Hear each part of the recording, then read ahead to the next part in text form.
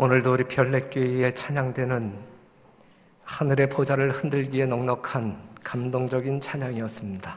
정말 감사드립니다. 주의 성전을 찾으신 모든 성도들의 삶 가운데 오늘 이 안식일이 가장 복되고 거룩한 날이기를 간절히 바랍니다. 민수기 23장 10절에 있는 말씀을 보면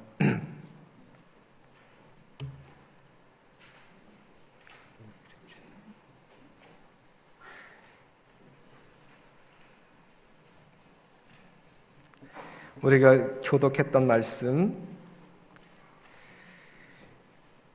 야곱의 뒷글을 네 능히 계산하며 이스라엘 4분의 1을 네 능히 계수할고 나는 의인의 죽음같이 죽기를 원하며 나의 종말이 그와 같기를 바라도다 하매.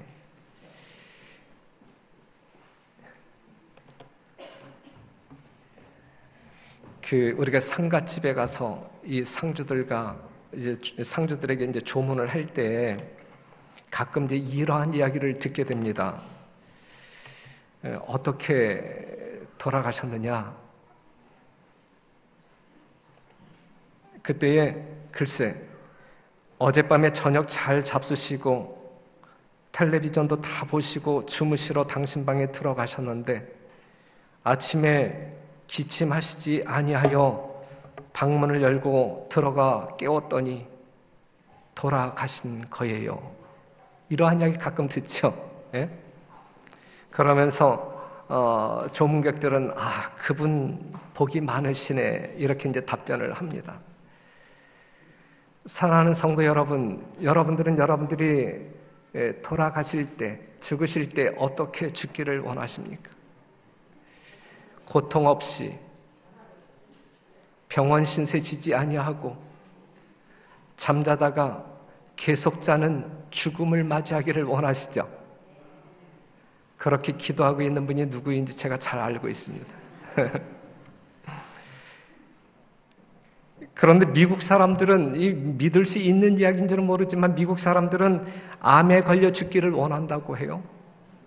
왜냐하면 이제 선고를 받게 되면 자기 정리할 시간이 있으니까 고마우신 분도 한번 만나보고 채무관계도 잘 정리하고 지금까지 살아오면서 얻었던 그 값비싼 교훈도 자녀들에게 남겨주고 후회할 일이 있으면 후회도 한번 해보고 화해할 일이 있으면 화해도 하고 풀 거 풀고 그래서 세상에서 태어나서 죽기까지 총 정리한 다음에 홀가분한 마음으로 죽기를 원하기 때문에 암에 걸려 죽기를 원한다. 뭐 이렇게 한다는데 믿을 수는 없는 것 같아요. 저도 믿어지지는 않는데 어떠한 그 글에 기록된 것을 그냥 인용을 해보는 것입니다. 그 민수기에 나와 있는 이 발람이라고 하는 사람은 어떻게 죽기를 원했는가? 어떻게? 의인의 죽음같이 죽기를 원한다 그랬어요. 어떻게요? 의인의 죽음같이 죽기를 원한다. 이건 발람의 간절한 소망이었습니다. 오늘을 사는 저도 이렇게 죽기를 원해요. 여러분들도 마찬가지죠. 정말 재림 성도답게 의인답게 하나님의 종들의 모습으로 죽기를 원하십니다. 그렇다고 하면 의인의 죽음은 어떻게 죽는 것인가? 의인의 죽음은 베드로처럼 십자가에 거꾸로 매달려 죽는 것이 의인의 죽음일까? 야고보나 바울처럼 목베임을 당하여 죽는 것이 의인의 죽음일까? 스데반처럼 돌에 맞아 죽는 것? 수많은 순교자들처럼 장작불에 타 죽는 것? 어느 것이 의인의 죽음일까? 의인들에게 어떻게 죽느냐가 중요한 것이 아니라 그의 죽음이 하나님께 영광이 되느냐 안 되느냐 여기에 달린 것이죠. 우리가 어떻게 죽든지 죽는 그러한 모습이 그러한 내용이 하나님께 영광이 된다라고 하면 그것은 의인의 죽음임에 틀림이 없을 것입니다. 하나님께 영광이 되는 죽음은 예수님의 발자취를 따라가는 삶을 살다가 죽는 것이 의인의 죽음일 것입니다. 여러분들의 죽음이 이러한 죽음이기를 간절히 바라요. 마지막 순간까지 예수님을 따라가다가 후회 없이 그 믿음 안에서 잠들 때 그것은 하나님께서 연락하실 수 있는 아름다운 거룩한 죽음이라고 말할 수 있습니다. 그런데 발람은 정말 그렇게 살다가 그렇게 죽기를 원했는데 발람은 그렇게 죽었는가? 이것이 문제죠. 의인같이 죽기를 원했던 발람은 의인처럼 죽었는가? 전혀 그렇지 않았습니다. 그는 분명 실패한 삶을 산 실패자임에 틀림이 없습니다. 무엇 때문에 그랬을까? 마음 가운데는 정말 의인같이 살다가 의인처럼 죽기를 원했는데 그는 그 일에 실패하고 말았단 말이죠. 무엇 때문에 그랬을까요? 무엇 때문에? 그것은 탐욕 때문이었고 돈 때문이었습니다. 마음은 원이로되 육신이 약한 삶을 살았단 말이죠.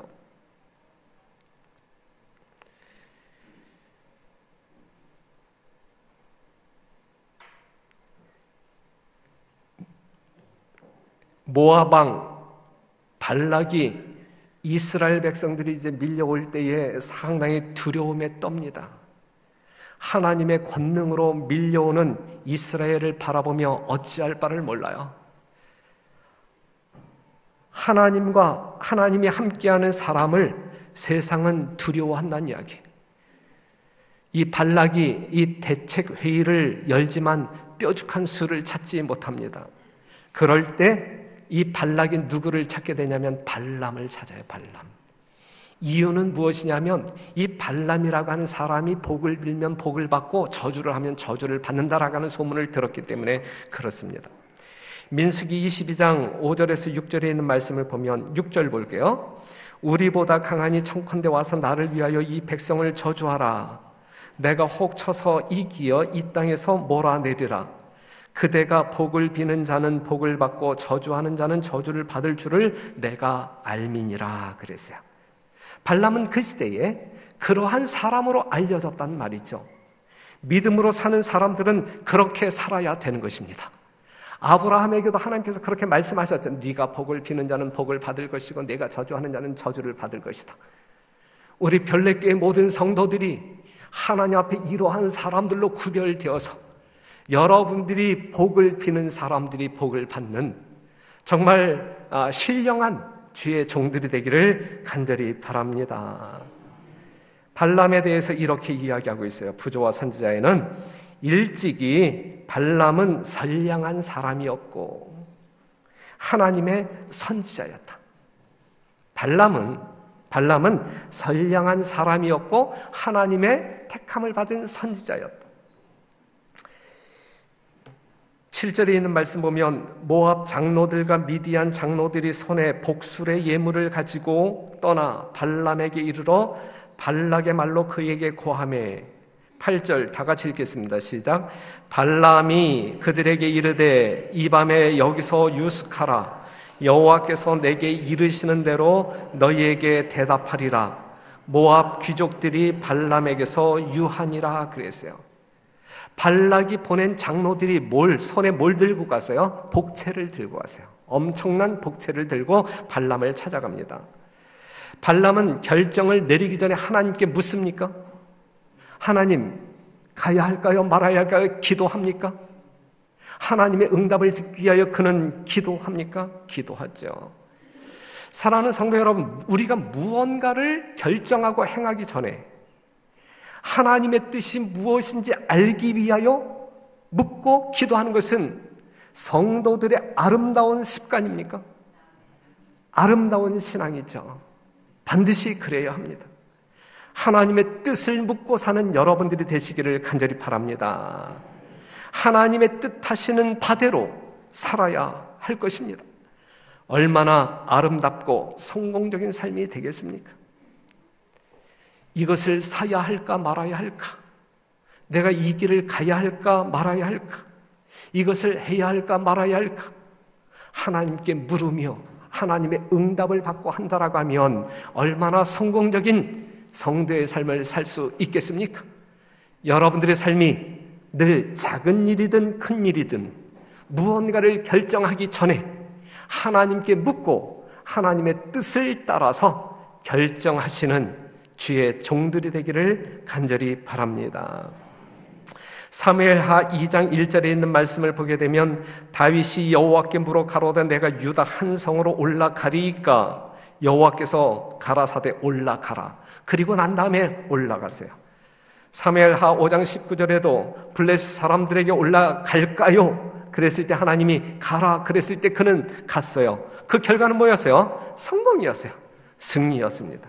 역대상 14장 10절에 있는 말씀을 본다 할지라도 다윗이 하나님께 물어 가로되 내가 블레셋 사람을 치러 올라가리이까 주께서 저희를 내 손에 붙이시겠나이까 여호와께서 이르실 때 올라가라 내가 저희를 내 손에 붙이리라 하신지라.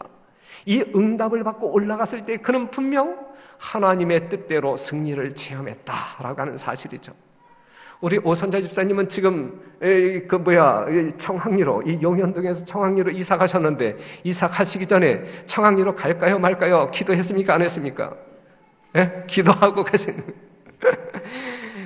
사랑하는 성도 여러분, 우리가 무언가를 결정하기 전에 하나님의 뜻을 묻는 것은 정말 위대한 신앙 중에 하나인 것입니다. 늘 하나님과 이렇게 가까이에서 묻고 답을 들으신 다음에 행동으로 옮기심으로 하나님의 축복을 넉넉히 경험하는 여러분과 제가 되기를 간절히 바랍니다. 여러분과 제가 되기를 간절히 바랍니다.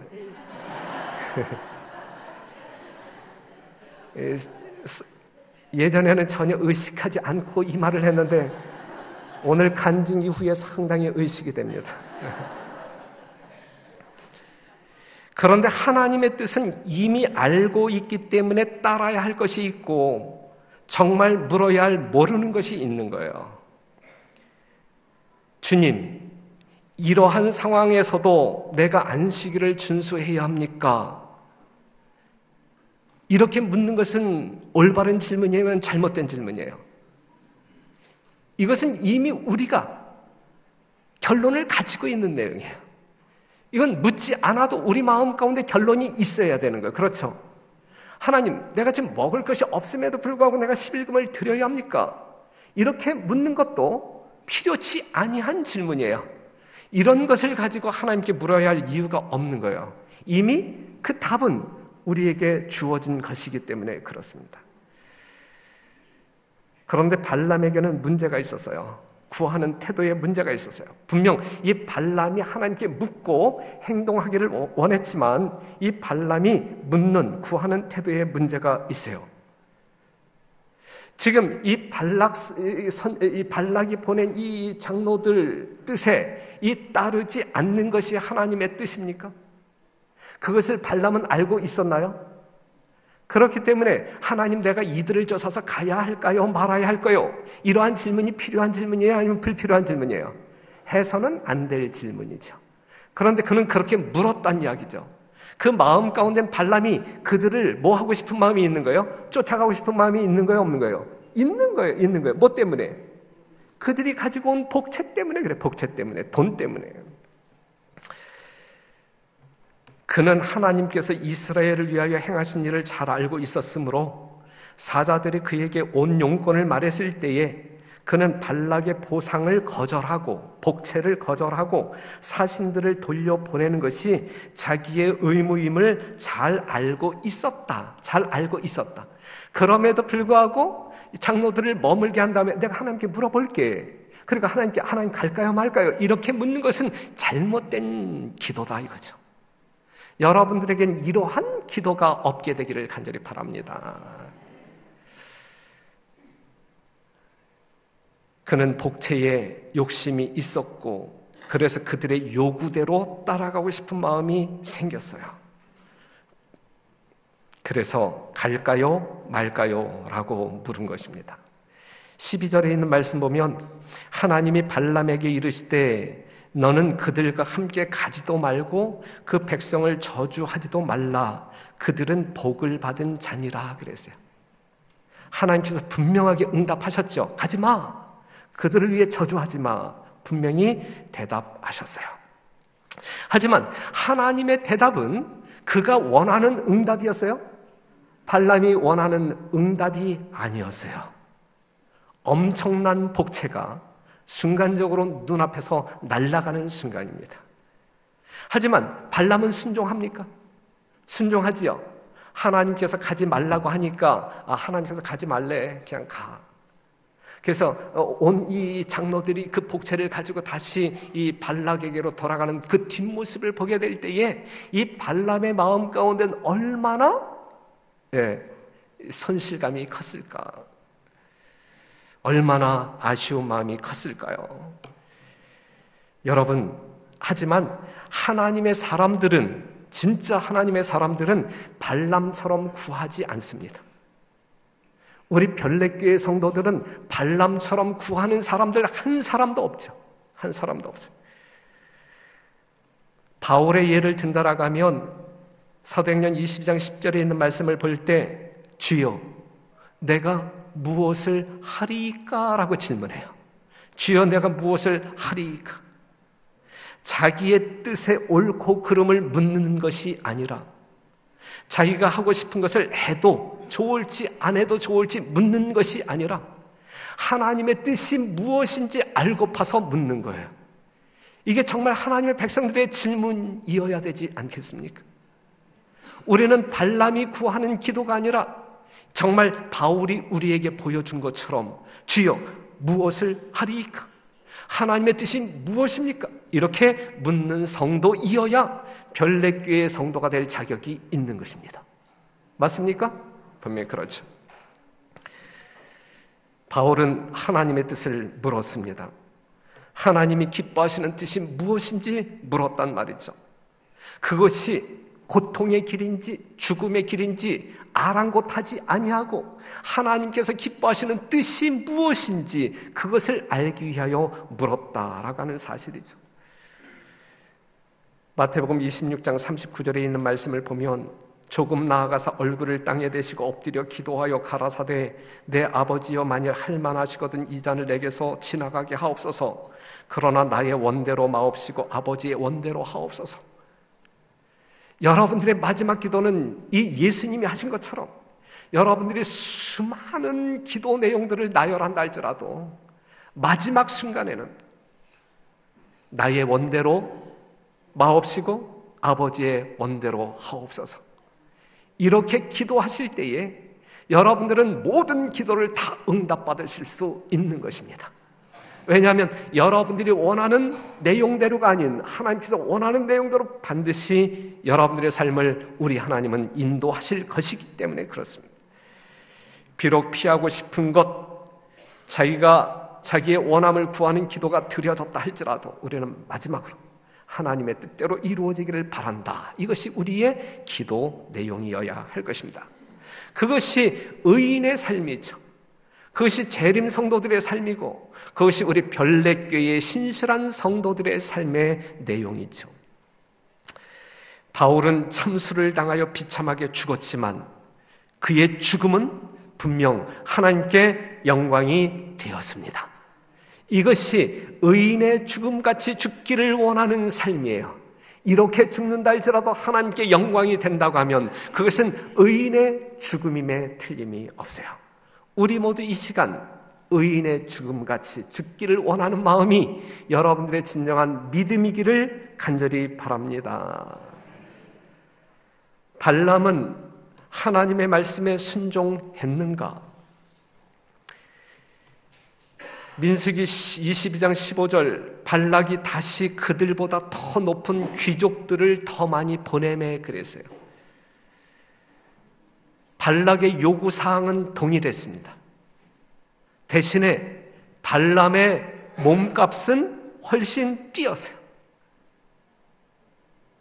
전보다 더 많은 사람, 높은 지위에 있는 사람들을 사신으로 보냈고 복채도 더 많이 보냈어요. 거기에 대한 하나님의 뜻을 발람은 이미 알고 있어요. 그렇죠, 알고 있어요. 그럼에도 불구하고 또다시 발람은 그 사신들을 머물게 하고 하나님께 묻지요. 하나님께 물어요. 무엇의 증거입니까? 발람이 발람이 마음 가운데 있는 탐욕을 버렸다는 증거야? 아니면 여전히 탐욕을 가지고 있다라는 증거야? 여전히. 하나님의 뜻이 명약관화함에도 불구하고, 자기가 어떻게 태도를 취해야 할지 분명함에도 불구하고, 그 탐욕 때문에, 돈에 대한 욕심 때문에 하나님의 뜻을 부끄럽게 하면서 또 다른 이기적인 기도를 드리는 것입니다. 20절에 있는 말씀, 밤에 하나님이 발람에게 임하여 이르실 때 그 사람들이 너를 부르러 왔거든 일어나 함께 가라. 그러나 내가 내게 이르는 말만 준행할지니라.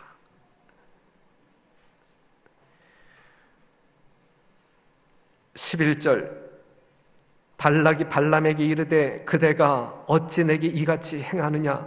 나의 원수를 저주하라고 그대를 데려왔거늘 그대가 온전히 축복하였도다. 대답하여 가로되, 다같이 시작. 여호와께서 내 입에 주신 말씀을 내가 어찌 말하지 아니할 수 있으리까? 그랬어요. 하나님께서 하라고 하는 대로 했어요. 발람은 하나님의 말씀대로 순종했어요. 하지만 여러분, 생각해 볼 때 발람이 하나님의 뜻에 따라 순종했지만 그 마음은 편했을까? 그 마음은 편했을까? 그의 심령에 욕심이 가득 차 있는데 그 반대되는, 자기의 뜻과 반대되는 하나님의 말씀에 순종하는 것이 쉬운 일일까요? 어려운 일일까요? 어려운 일이죠. 어려운 일이죠. 순종은 했지만 힘든 순종이었어요. 괴로운 순종이었어요. 고통하는 순종이었어요.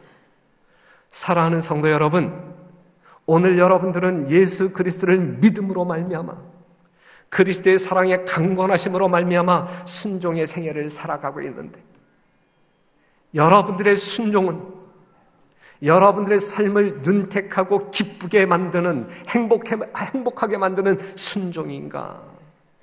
아니면 어거지로 하는 순종 때문에 우리의 심령 가운데 있는 행복을 앗아가는 순종인가? 저는 분명히 믿지만 우리 별내교회를 드나드는 모든 성도들의 순종은 우리 하나님께서 기뻐 받으실 만한 순종, 그리하여 여러분들의 심령과 삶 가운데 남들이 이해하지 못하는 하늘의 평안과 행복이 있을 것임에 틀림이 없다 믿습니다. 그러한 순종이 여러분과 저의 삶 가운데 있게 되기를 간절히 바랍니다. 하나님은 우리의 동기를 살피십니다. 사무엘상 16장 7절, 여호와께서 사무엘에게 이르실 때 그 용모와 신장을 보지 말라. 내가 이미 그를 버렸노라. 나의 보는 것은 사람과 같지 아니하니 사람은 외모를 보거니와 나 여호와는 중심을 보느니라 그랬어요. 오늘 여러분들이 하고 있는 모든 신앙적인 행위의 동기를, 중심을 우리 하나님은 보심으로 말미암아 여러분들의 외적인 순종으로 우리 하나님이 영광을 받으시고 예배를 받으시는 것이 아니라 여러분들 심령 가운데 있는 그 마음을 살피시며 그 동기를 살피시는 가운데 우리 하나님은 영광을 받으신다라고 하는 사실이죠. 여러분들의 모든 것을 아시는 하나님께 진정한 예배를 드리는 영광스러운 주의 종들이 되기를 간절히 바랍니다. 모든 동기를 분별하시고 심령을 읽으시는 분께서 당신의 백성을 입증하고 시험하고 체질하고 계시는데, 특별히 빛과 진리를 가진 이들, 당신의 신성한 사업에 참여한 이들에 대해서 그러하다. 하나님은 심령을 살피시는 분이시며 사업에 대한 전적인 헌신과 당신께 대한 헌신 이하의 것은 어떤 것이든지 받지 않으실 것이다. 전적인 헌신이 아닐 때, 반만 드리고 반을 남겨둘 때, 부분적인 것만을 드리게 될 때에 하나님께서는 그것을 받지 아니하실 것이다. 마음을 다하여, 힘을 다하여, 목숨을 다하여 하나님을 사랑하는 마음으로 순종하시는 여러분과 제가 되기를 간절히 바랍니다. 하나님은 우리의 외식을 싫어합니다. 몹시 싫어하십니다. 저주하실 만큼 싫어하십니다. 하나님은 그렇기 때문에 우리의 행위대로 심판하신다 그랬어요. 요한계시록 20장 13절 바다가 그 가운데서 죽은 자들을 내어주고 또 사망과 음부도 그 가운데서 죽은 자들을 내어주매 각 사람이 자기의 행위대로 심판을 받고,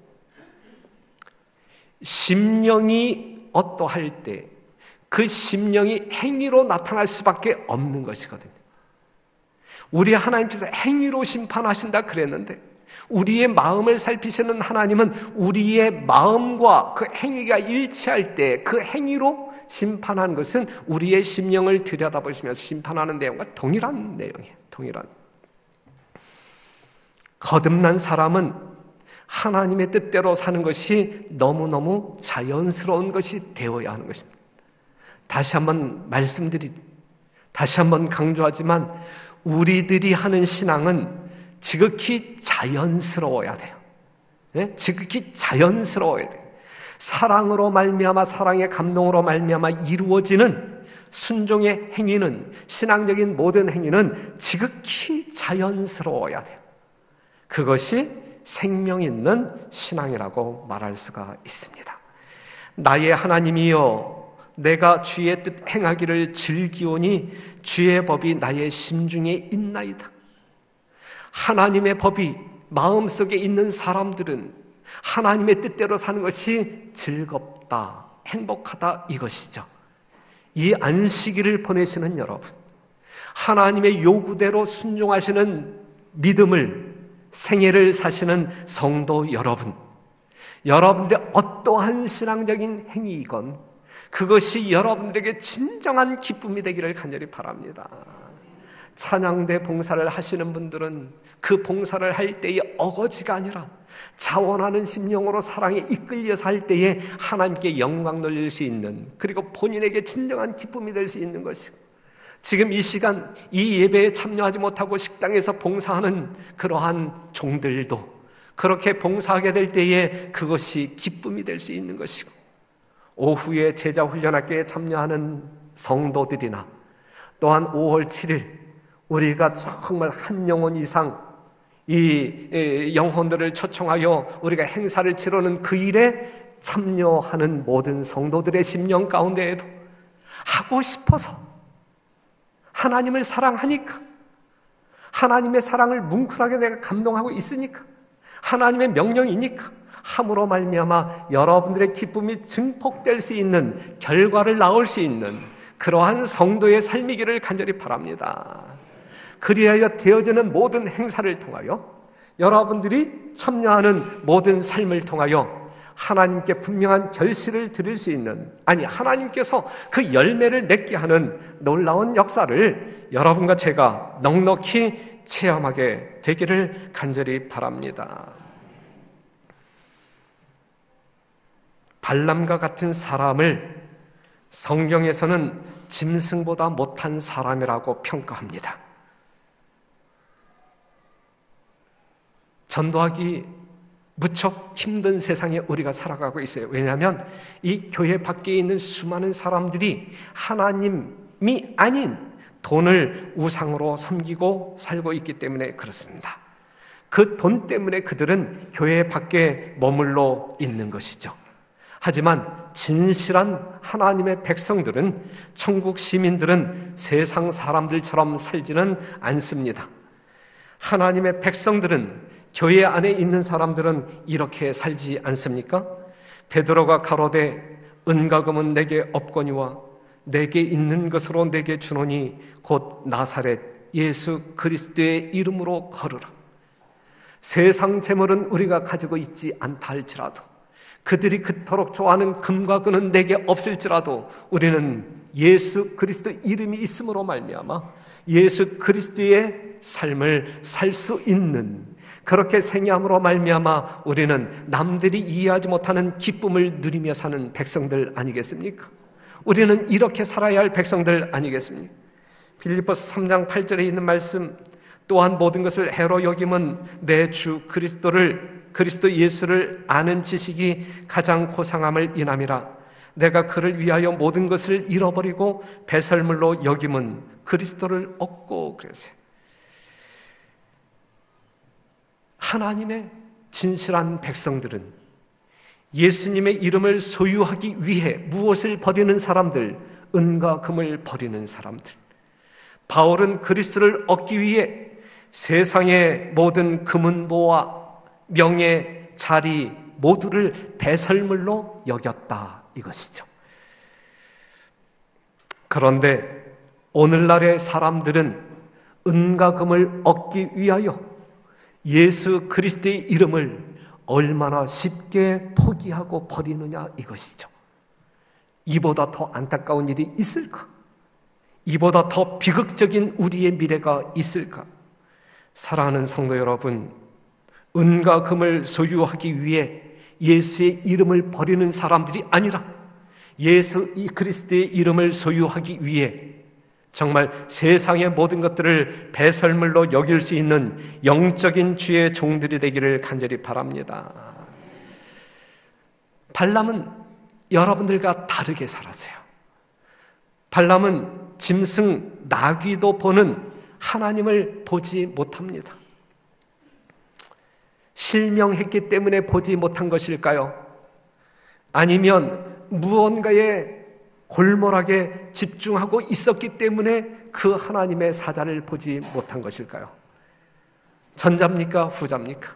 후자죠. 마태복음 24장 37절, 노아의 때와 같이 인자의 임함도 그러하리라. 홍수전에 노아가 방주에 들어가던 날까지 사람들이 먹고 마시고 장가들고 시집가고 있으면서 홍수가 나서 저희를 다 멸하기까지 깨닫지 못하였으니 인자의 임함도 이와 같으리라 그랬어요. 멸하기까지, 죽기까지 먹고 마시는 일에 집중함으로 말미암아 보아야 할 하나님을 보지 못하는, 장가들고 시집가고 이 일에 집중함으로 말미암아 보아야 할 하나님의 뜻을 분별할 수 없었던 거예요. 사고 팔고 심고 집을 짓고 이 일에 집중함으로 말미암아 살아계신 하나님을 보지 못하는 거예요. 홍수가 나서 저희를 다 멸하기까지 깨닫지 못하였으니. 요즘 지진 때문에 난리 났잖아요. 일본에도 지진이 나고 필리핀에도 지진이 나고 에콰도르에도 지진이 나고, 이러한 뉴스를 보면서 여러분들은 참 안 됐네, 혀를 차면서 끝나버리죠. 또 사건이 일어났네. 사랑하는 성도 여러분, 누구를 깨우기 위한 징조? 하나님의 남은 백성들, 영적인 분별력이 희미해 정말 졸고 잠자고 있는 하나님의 남은 백성들을 깨우기 위하여 하나님께서는 이렇게 큰 소리로 외치고 있는데, 여전히 우리가 깨어나지 못한다라고 하면, 정신을 차리지 못한다라고 하면, 차려서 정말 하나님을 바라보아야 하는데 여전히 다른 어떠한 사물을 바라보고 있다고 하면 어찌 될 것인가?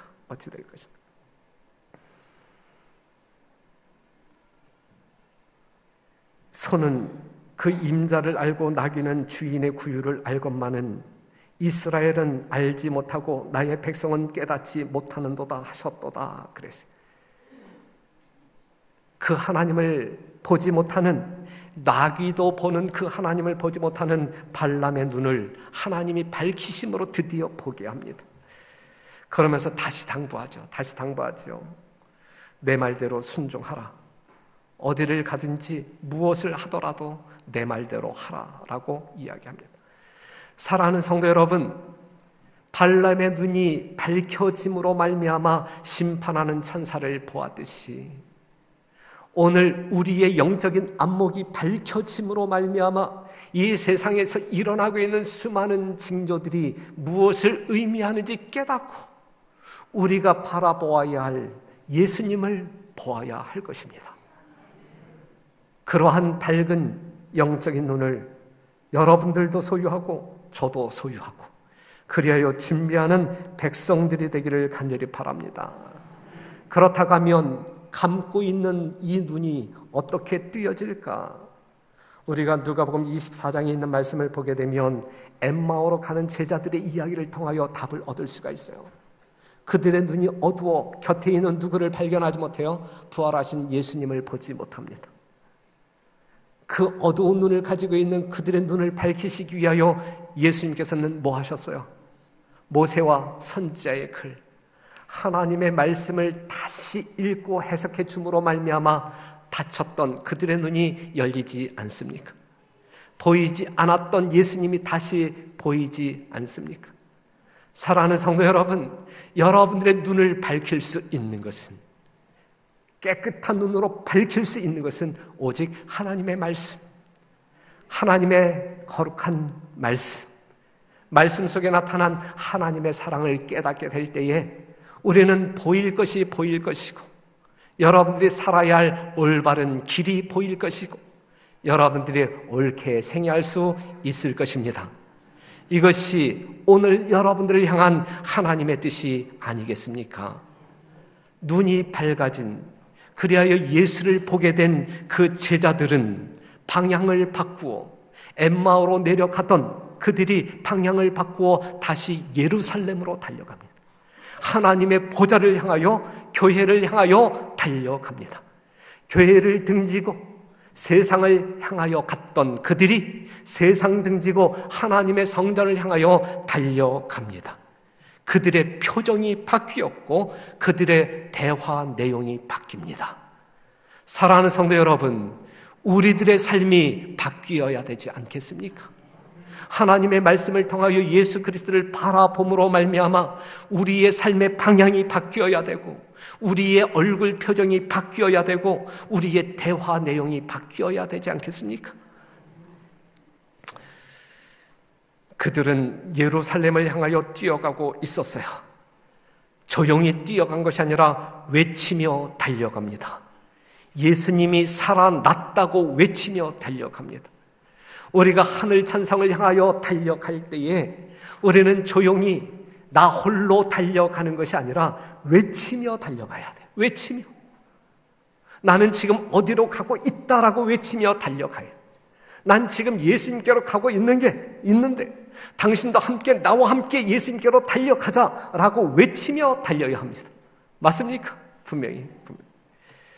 사랑하는 성도 여러분, 5월 7일 초청한 시기, 정말 한 번 오고 더 이상 오지 아니할지라도 강권하여 예수님을 전혀 알지 못하는 그러한 영혼들을 이 성전에 초청하여 앉게 함으로 단 한 번만이라도 예수님이 그들의 구주이시다라는 이 복음을 단 한 번만이라도 들을 수 있는 기회를 제공하는 일에 여러분들이 쓰임받게 되기를 간절히 바랍니다. 다 같이 읽겠습니다. 시작. 이 예언의 말씀을 읽는 자와 듣는 자들과 그 가운데 기록한 것을 지키는 자들이 복이 있나니 때가 가까움이라 그랬어요. 사랑하는 성도 여러분, 분명 때가 가까운 줄을 알잖아요. 누가 뭐라고 한다 할지라도, 세상 사람들은 기롱하여 여러분들에게 어떻게 말한다 할지라도 우리는 예수님의 재림이 심히 임박했다라는 사실을 부인할 수 없는 현실로 인정할 수 있잖아요. 이럴 때 정말 복받을 사람들은 하나님의 말씀을 읽고 듣고 그 가운데 있는 것을 지키는 자들이 복이 있다 그랬어요. 여러분들이 이렇게 복받는 주의 종들이 되기를 간절히 바랍니다. 발람은 분명 내가 의인의 죽음같이 죽기를 원한다 그랬어요. 하지만 그 발람은 탐욕 때문에 정말 사단이 이야기하는 것처럼, 우리가 어제 저녁 시간에도 이야기했듯이 이 세상에 있는 어떠한 것을 얻기 위하여 마음은 원효로되 그렇게 죽지 못했어요. 사랑하는 성도 여러분, 오늘 이 시간 발람이 했던 그 외침이 여러분들 심령의 외침이 되기를 간절히 바랍니다. 나는 의인같이 죽기를 원한다. 의인의 죽음같이 죽기를 원한다. 이것이 여러분들의 삶의 모토가 되기를 간절히 바라고, 발람이 탐욕 때문에 실패했지만 우리는 그것 때문에 실패하지 아니하고 오늘도 내일도 우리의 시야에 예수님이 선명하게 들어옴으로 말미암아 그 예수님을 따라가는 그 길이 분명하게 보여짐으로 말미암아 실패자가 아닌 승리자로 그리하여 생명의 면류관을 받아 쓰시는 여러분들이 되기를 간절히 바라면서 말씀을 마치겠습니다.